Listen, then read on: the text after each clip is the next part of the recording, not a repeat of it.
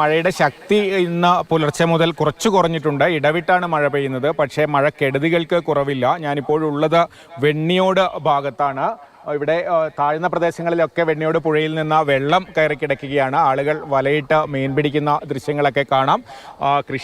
വാഴകൃഷിയൊക്കെ പകുതിയോളം വെള്ളത്തിൽ മുങ്ങിയിട്ടുണ്ട്. കൃഷിനാശം എന്ന് പറയാനാകില്ലെങ്കിലും വെള്ളം കയറി കിടക്കുന്ന അവസ്ഥയുണ്ട്. താഴ്ന്ന പ്രദേശങ്ങൾ ഇവിടെയൊക്കെ പെട്ടെന്ന് മഴ പെയ്താൽ വെള്ളം കയറുന്ന സ്ഥലങ്ങളാണ്. എങ്കിൽ കൂടി ഈ കഴിഞ്ഞ ദിവസങ്ങളിലെ മഴയുടെ ബാക്കിയാണ് ഈ കാണുന്ന ദൃശ്യങ്ങളൊക്കെ. ഇന്നും മഴ പൂർണ്ണമായും വിട്ടിട്ടില്ല. ഇപ്പോഴും മഴ പെയ്തുകൊണ്ടിരിക്കുന്നുണ്ട്. പക്ഷേ കഴിഞ്ഞ ദിവസത്തെ അത്രയും ശക്തിയില്ല എന്നേ ഉള്ളൂ.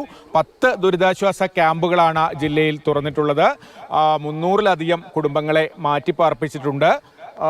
കൂടുതൽ ആളുകളെ ഇന്ന് ക്യാമ്പുകളിലേക്ക് മാറ്റേണ്ടി വരും. പലയിടത്തും മരം വീണ ഗതാഗത തടസ്സവും വൈദ്യുതി ലൈൻ പൊട്ടിയതും വീണ്ടും റിപ്പോർട്ട് ചെയ്യുന്നുണ്ട്. ജില്ലയുടെ പല ഭാഗങ്ങളിലും ഇപ്പോഴും വൈദ്യുതി ബന്ധം പുനഃസ്ഥാപിച്ചിട്ടില്ല. 2-3 ദിവസമായി കറണ്ടില്ലാത്ത പ്രദേശങ്ങൾ ഇപ്പോഴും ഉണ്ട്. പലയിടത്തും മൊബൈലിന് ചാർജ് ഇല്ലാത്തത് ആശയവിനിമയത്തിന് ബുദ്ധിമുട്ടുണ്ടാക്കുന്നുണ്ട്. ഓഫീസുകളുടെ പ്രവർത്തനത്തെ അടക്കം ഇത് ബാധിച്ചിട്ടുണ്ട്. ഈ ഒരു ബന്ധപ്പെട്ട അധികൃതർക്കും വന്ന് ഈ ഒരു അറ്റകുറ്റപ്പണികൾ ചെയ്യാനും സാധിക്കാത്ത ഒരു തടസ്സമായി മാറുന്നതല്ലേ? ഏറ്റവും ബുദ്ധിമുട്ട് നേരിടുന്നത് KSEB ജീവനക്കാരാണ്. കാരണം എല്ലായിടത്തും ഓടിയെത്താൻ കഴിയുന്നില്ല. കനത്ത മഴ, പലയിടത്തും വലിയ രീതിയിൽ മരങ്ങളും മറ്റും വീണ പ്രശ്നമുണ്ടാകുന്നു. അത് മുഴുവൻ അറ്റൻഡ് ചെയ്യാൻ പറ്റാത്തൊരു സാഹചര്യം. ആളുകൾ 2-3 ദിവസമൊക്കെ വൈദ്യുതി നിലയ്ക്കുമ്പോൾ ആളുകളുടെ രോഷവും പ്രതിഷേധവും ഇതെല്ലാം നേരിടേണ്ടി വരുന്നത് KSEB-ക്കാർക്കാണ്. കനത്ത മഴ കൂടി പെയ്യുന്നതോടെ അവരുടെ ജോലി ദുഷ്കരമാവുകയാണ്. ഞാൻ നിൽക്കുന്ന സ്ഥലത്ത് ഇപ്പോൾ വീണ്ടും മഴ തുടങ്ങിയിരിക്കുന്നു.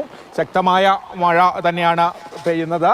ഇത്തരത്തിൽ ഇടവിട്ടാണ് മഴ പെയ്യുന്നത്. ഞാൻ നേരത്തെ രാവിലെ നമ്മൾ 7 മണിക്ക് സംസാരിക്കുന്ന സമയത്ത് ഒട്ടും മഴയില്ലായിരുന്നു. ഇപ്പോൾ പക്ഷേ വീണ്ടും അന്തരീക്ഷം മൂടിക്കെട്ടി ശക്തമായ മഴയിലേക്ക് മാറുന്ന സാഹചര്യമാണുള്ളത്. ജയലക്ഷ്മി.